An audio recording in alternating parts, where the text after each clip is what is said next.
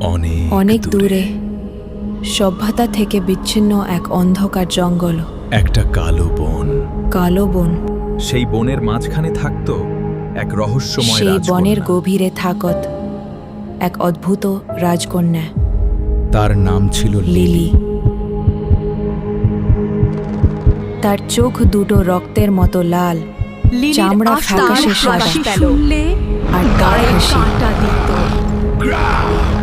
এমন এক হাসি যা শুনলে মানুষের গায়ে কাঁটা দিয়ে উঠত। সবাই বলতো ও রাজকন্যা গ্রামের নয়, মানুষজন মানুষের সফিত না, করে বলল সে রাজকন্যা নয়, কিছু ও একটা ঠিক রাজকন্যা নয়। নয়, এক রাতে ও একটা অভিশাপ। সাহসী যুবক রাহুল বনে ঢুকে। একদিনও গভীর রাতে এক সাহসী যুবক রাহুল সেই বনে প্রবেশ করল। ছিল সোনার ফল। তার লক্ষ্য ছিল একটাই, সোনার ফল যেটা খেলে নাকি সব ইচ্ছা পূরণ হয়। অন্ধকারে হাঁটতে হাঁটতে হঠাৎ সে শুনতে পেল এক মিষ্টি কণ্ঠ, তুমি কি পথ হারিয়েছ? রাহুল তাকিয়ে সে লিলিকে দেখল দেখে থমকে গেল। লিলি দাঁড়িয়ে আছে। লিলি মৃদু হেসে বলল, আমি তোমাকে ফলের কাছে নিয়ে যেতে পারি। রাহুল তোমাকে ফলের কিছুটা কাছে দ্বিধা নিয়ে যাব। করলেও তার মিষ্টি রাহুল কথায় বিশ্বাস বিশ্বাস করে করল। ফেলল।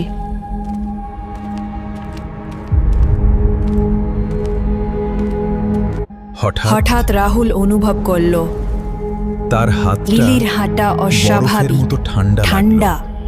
কি ওই নিয়মিত গাছটায়? মানুষের শরীর। সোনার লিলি ফল। আমুল তুলে দেখাল ওই গাছটাই রাহুল সোনার ফল আছে এগিয়ে গেল। সেখানে। রাহুল এগিয়ে গেল। যেই সে ফল তুলতে গেল হঠাৎ গাছটা জেগে উঠল। মাটির নিচ থেকে শিকড় বেরিয়ে এসে তার পা জড়িয়ে ধরল। সে ছটফট করতে লাগল। লিলির আসল রূপ প্রকাশ লিলির পেল। মুখ বিকৃত হয়ে গেল। তার দাঁতগুলো ধারালো নখরের মতো হয়ে উঠল। চোখ দু জ্বলতে লাগল আগুনের মতো। Rahul screamed to save himself. কিন্তু সে বনটা চিৎকার করে হাসতে উঠল, লাগলো। তুই আমার খাবার।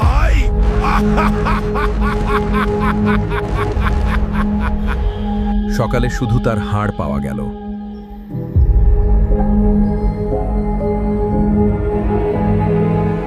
লিলি এখনো নতুন শিকার খুঁজে।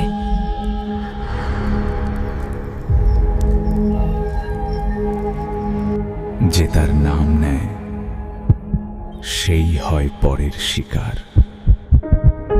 ভিডিওটা ভালো লাগলে লাইক দাও, তোমার মতামত কমেন্ট করে জানাও, আর নতুন ভিডিও পেতে সাবস্ক্রাইব করে বেল আইকন অন করো।